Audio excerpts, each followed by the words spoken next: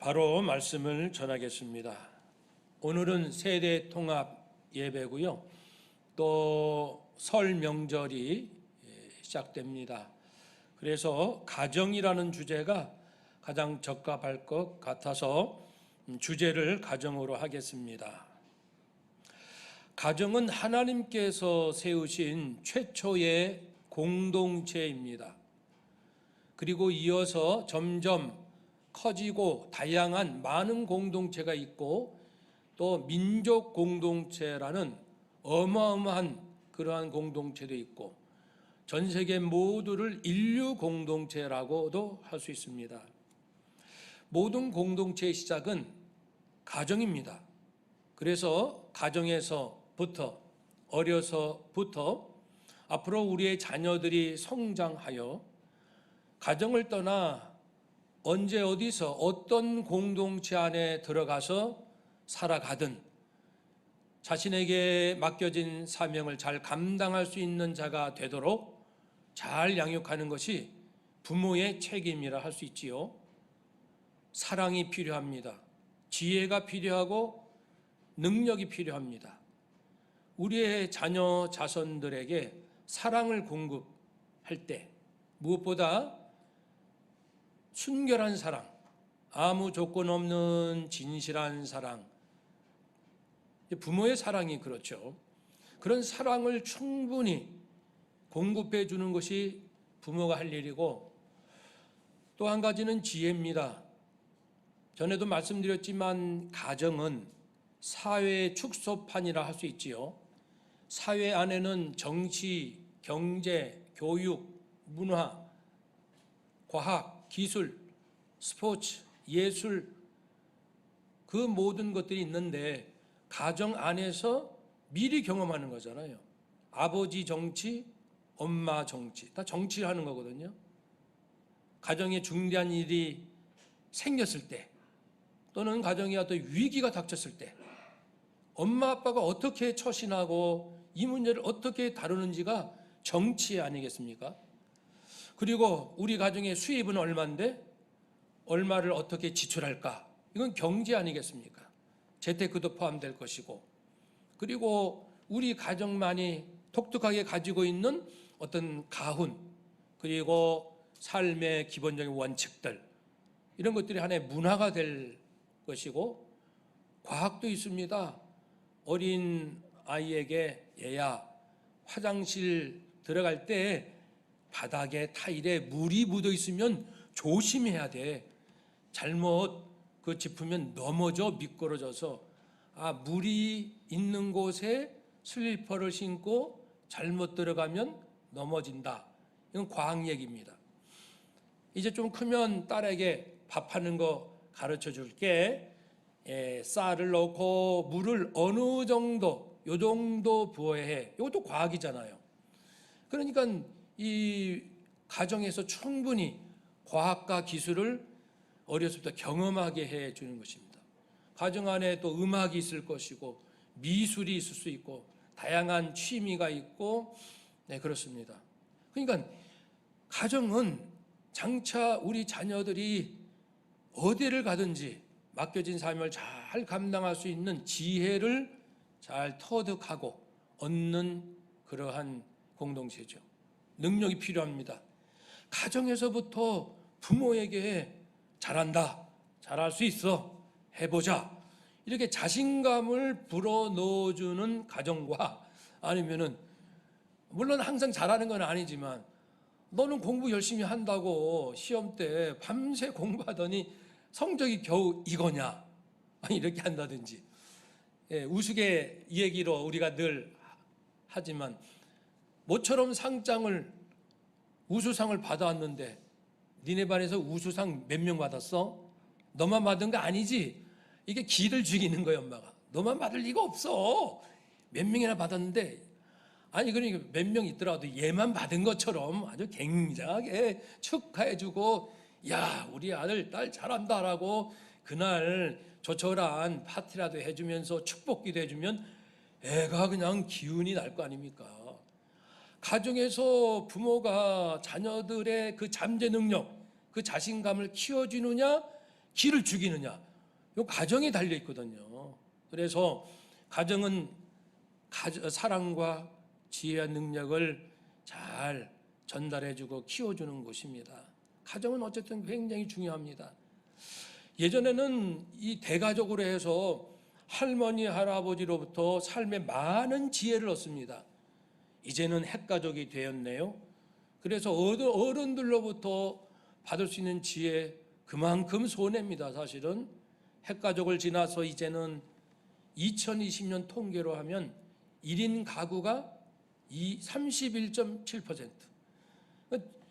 세 가정 중에 한 가정은 혼자 사는 가구예요. 여러 가지 이유가 있겠지만 앞으로 조금 한 10년만 지나면 한 집꼴로 한 가구가 전부 혼자 사는 그런 가구가 많아질 겁니다. 정말 새로운 변화고 가족 하면 떠올렸던 기대했던 그런 이미지들이 많이 지금 달라지는 것도 사실입니다. 또 새로운 적응도 필요할 것 같습니다.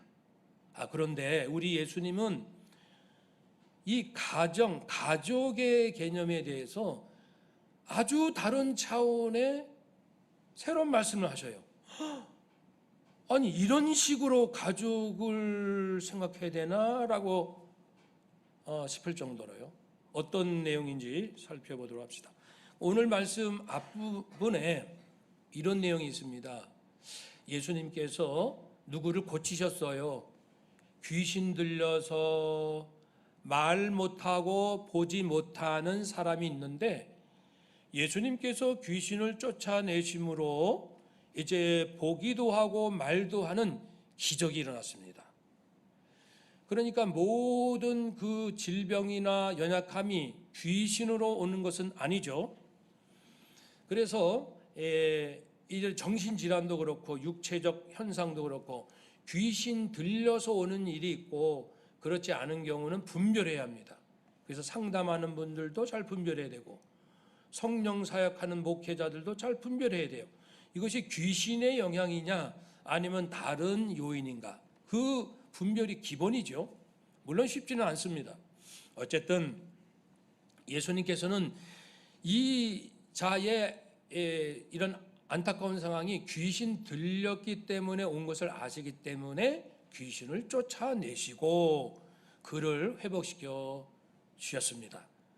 그 입장이 돼봅시다. 내가 말을 못해요. 내가 보지 못해요. 그 심정은 그거는 표현할 수가 없습니다. 우리가 그 인간관계 훈련할 때 청년 때 가끔 그 눈을 가리고 안대로 가리고 어디부터 어디까지 걸어가는 그런 훈련을 한 적도 있습니다. 저 한 2번 정도 경험해 봤는데 진짜 불안한 거죠. 분명히 운동장 아무도 없는 걸 알면서도 그래도 불안한 거예요. 꼭 부딪힐 것만 같고. 그런 사람에게 예수님께서는 놀라운 인생의 희망과 그리고 기쁨을 주셨습니다.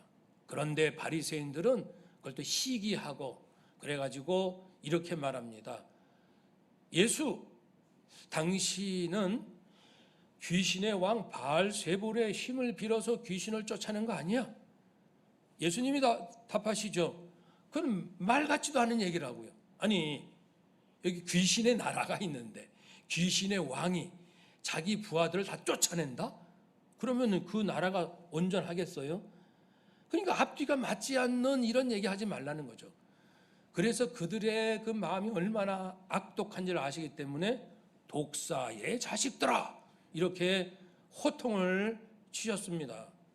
이런 대화들이 이제 있는 이 상황에 어느 공간에서 있는 상황인데 마침 이제 이 문 밖에 예수님의 육신의 어머니 마리아와 그 동생들이 찾아왔습니다. 여긴 사람들이 많습니다. 바깥에. 그러니까 어느 한 제자가 예수님께 이제 전합니다. 예수님, 문 밖에 어머니와 동생들이 와 있습니다. 동생들? 그렇죠. 예수님은 성령으로 잉태되어 이제 나신 분이지만 이후에 아빠 요셉, 엄마 마리아 사이에서 여러 동생들이 태어났어요. 그래서 야고보, 요셉, 시몬, 유다, 이런 이름을 갖고 있죠. 흔한 이름입니다. 아무튼 이들이 와서 이제 왜 왔을까요? 벌써 소문이 났어요. 예수는 귀신 들렸대. 예수가 귀신 들렸나 봐. 이렇게 이제 그 악한 소문, 악한 소문이 이제 퍼져 있고, 그러니까 동생들 입장에서는 우리 형이 좀 이상하다는 얘기가 들려. 그리고 바리새인, 그 당시에 권력자들이죠. 바리새인들한테 무슨 화를 당할지 몰라. 동생들로서 근심도 되고 걱정도 됩니다. 그래서 이 형을 빨리 좀 불러드려야겠다. 이 형 그냥 내버려뒀다가는 무슨 일 나겠어. 그런 마음으로 와 있는 거예요. 분명히 어머니는 알죠.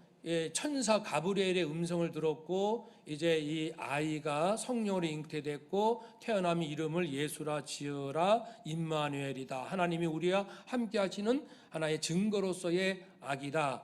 그리고 이 예수님은 어디서 경험했습니까? 우리 어머니 마리아는 그 가나라는 동네, 거기에서 혼인잔치에서 포도주가 떨어지니까 물이 변하여 포도주가 되게 하는 기적을 베풀었습니다.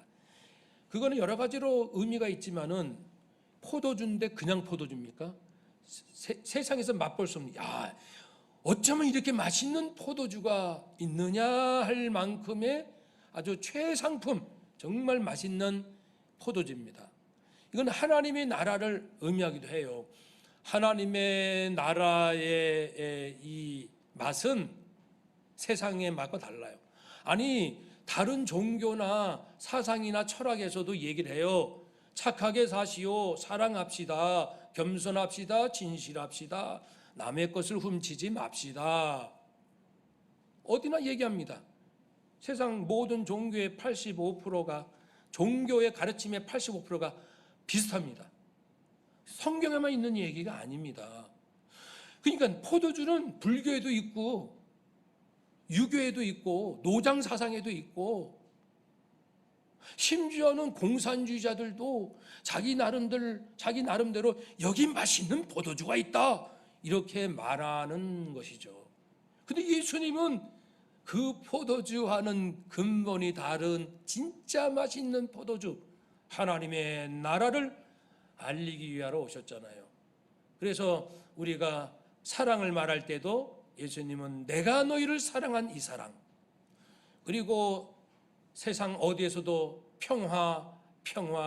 평안을 얘기할지라도 예수님은 말씀하시기를 세상이 줄 수 없는 평안, 그렇죠? 기쁨, 이런 것을 말씀하십니다. 그러니까 앞에 참자를 붙이면 돼요. 누구나 사랑을 말하지만 예수님은 내가 참 사랑을 알려줄게, 참 평화를 알려줄게. 열심히 공부하여 성공하자, 내가 참 성공이 뭔지 알려줄게. 이제 가정을 우리가 세웁시다. 내가 참된 가정이 무엇인지 알려줄게. 그러니까 하나님의 나라란 바로 이러한 세상의 여러 종교 사상 철학에도 담겨 있는 개념들인데 진짜가 뭔지를 알려주시기 위하여 예수님이 오셨어요.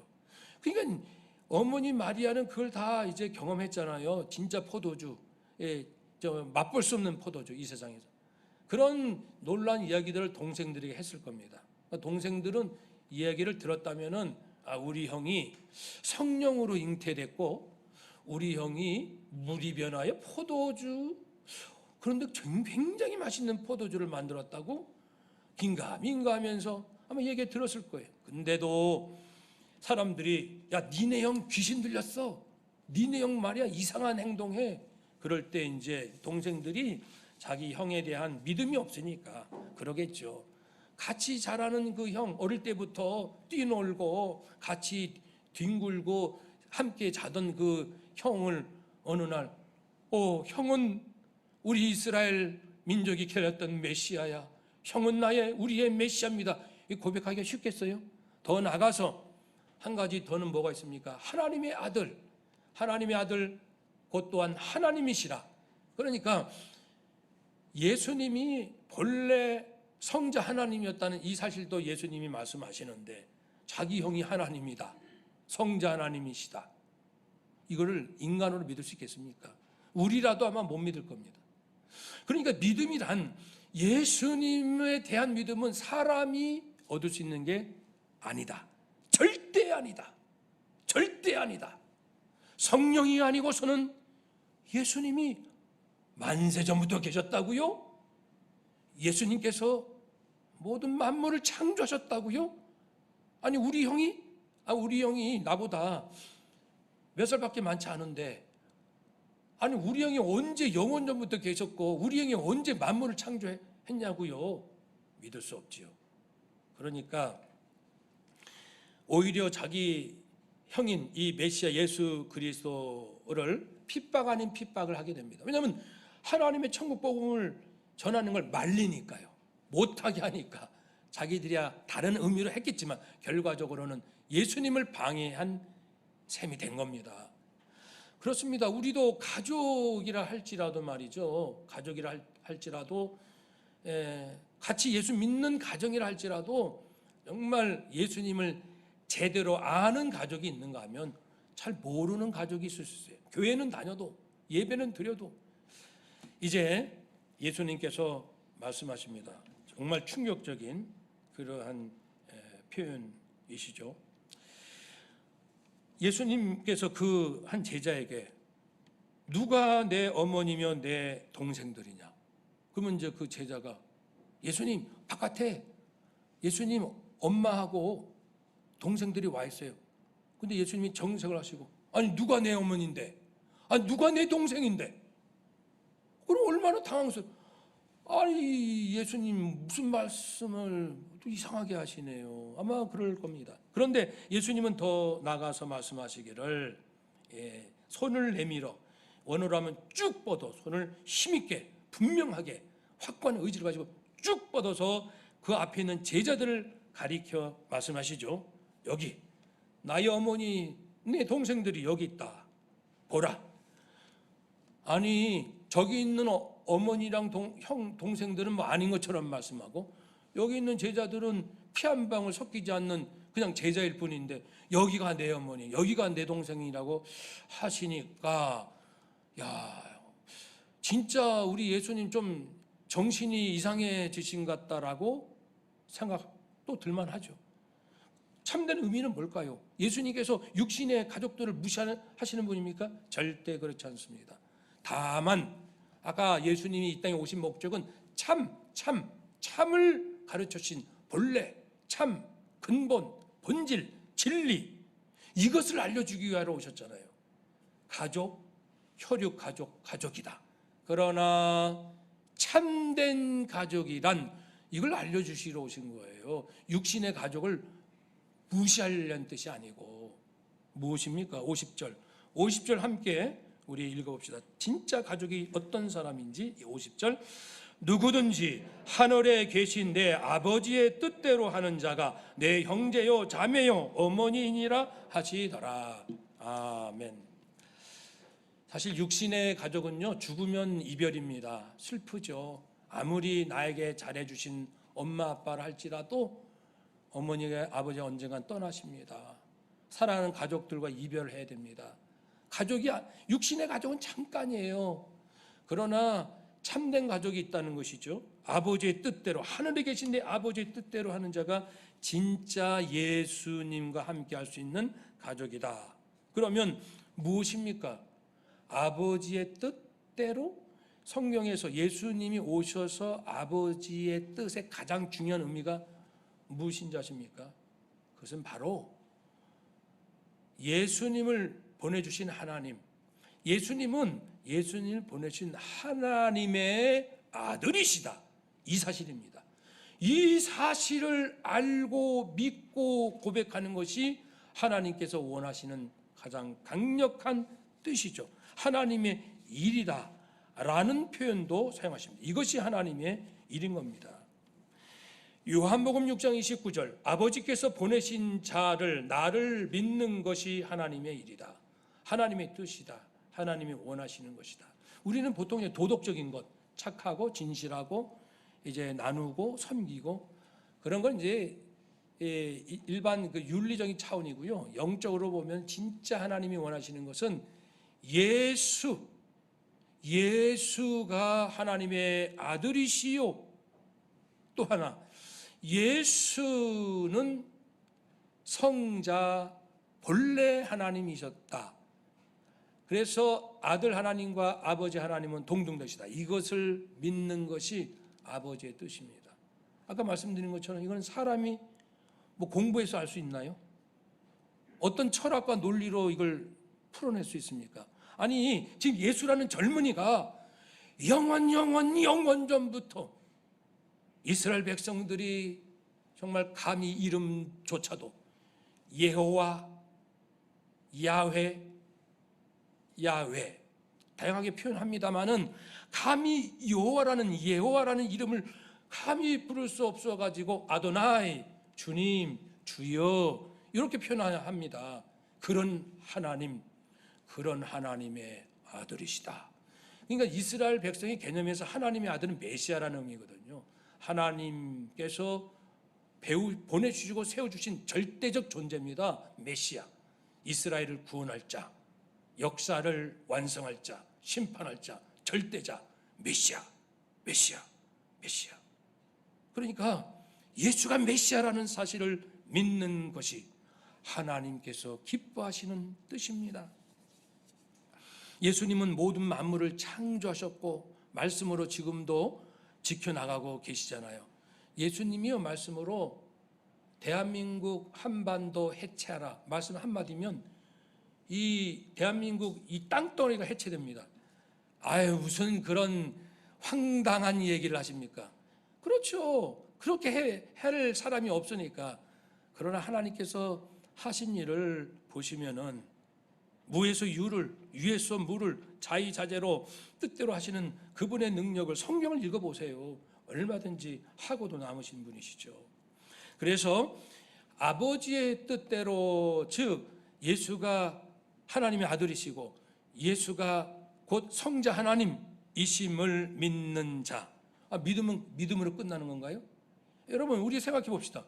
예수라는 사람이 나의 죄값을 위하여 당신의 생명을 바치심으로 내가 받을 영원한 저주가 단번에 완전히 영원히 깨끗해지고 사해지고 용서받았다는 사실을 진실로 믿는다면 어찌 예수님 말씀 안 듣겠어요? 그분이 하신 말씀인데 그분이 죽으라면 죽기까지 하죠. 그분이 어디로 가라면 가지요. 다른 사람이 얘기도 아니고요. 우리는 인생에 조금 성공했다 싶은 선배들 얘기 들으려고 세계적인 지식을 좀 두루두루 많이 안다 그러면 석학들의 얘기를 들으려고 그렇게 애를 쓰잖아요. 왜냐하면 나보다 뛰어나니까 나에게 은혜를 베풀었으니까. 예수님은 전지전능자이시고 모든 만물을 지으시고 말씀으로 붙드시는 분이고 가장 중요한 것은 나를 구원하기 위해 당신 생명을 바치신 분인데 어떻게 예수님의 말씀을 부모의 말씀하고 같이 놓겠습니까? 예수님 말씀하고 대통령 이야기하고 어떻게 같은 급으로 놓을 수 있나요? 예수님의 말씀과 내가 그동안 공부하고 연구하고 깨달은 어떤 그 결과 그거랑 어떻게 같이 나란히 놓을 수가 있겠습니까?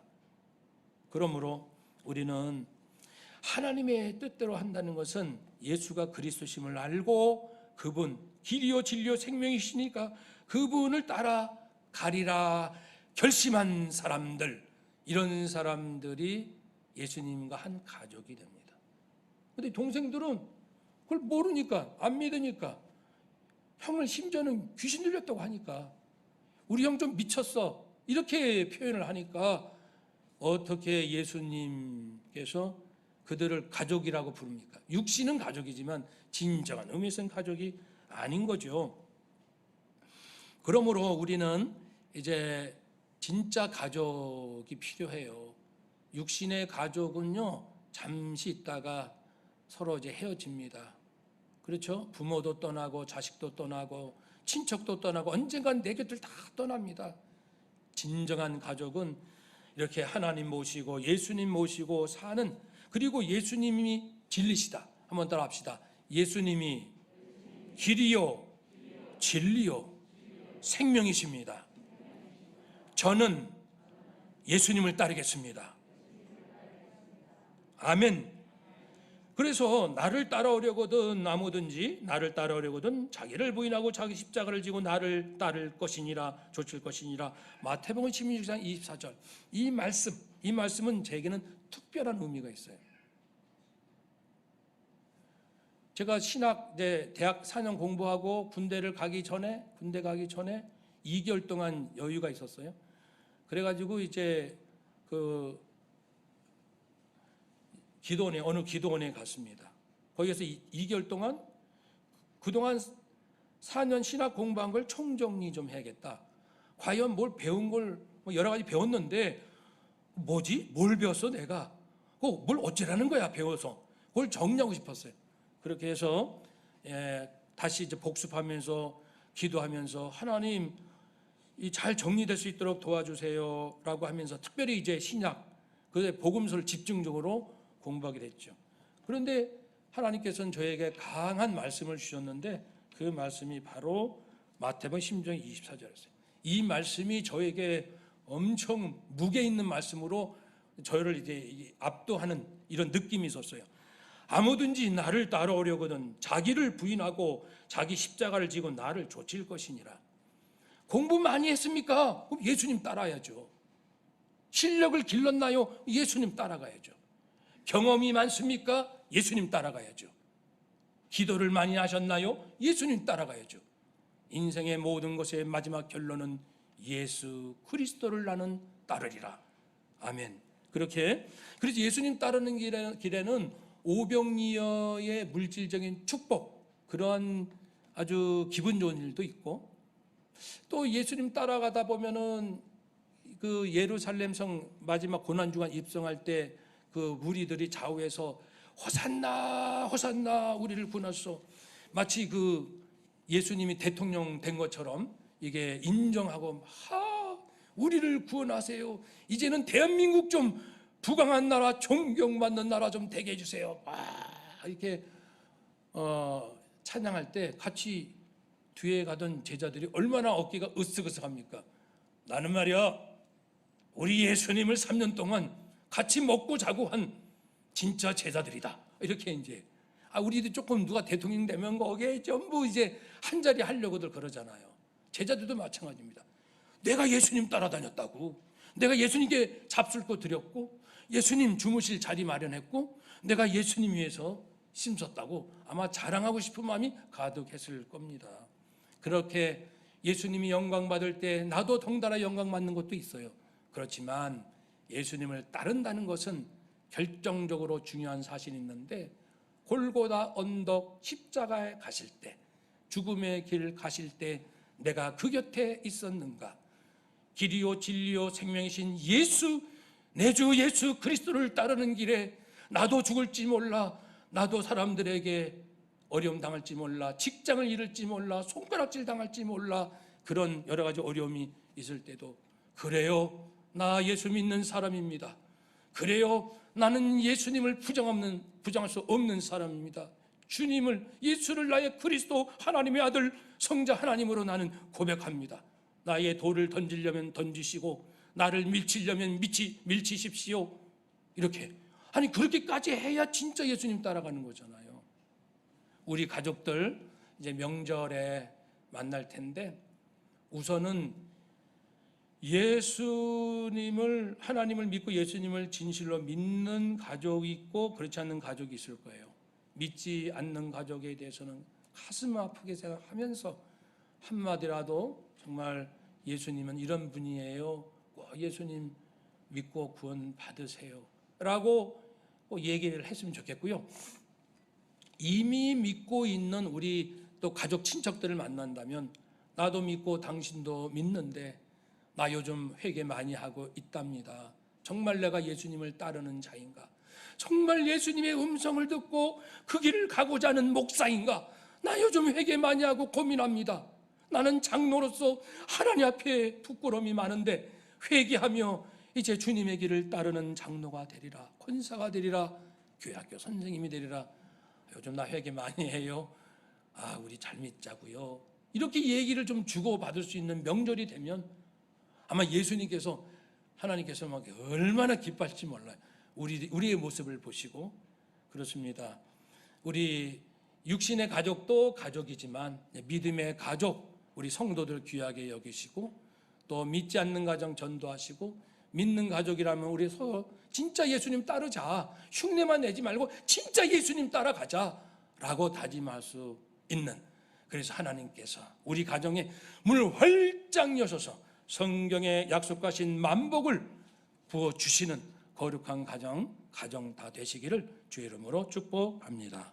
아멘. 기도하겠습니다.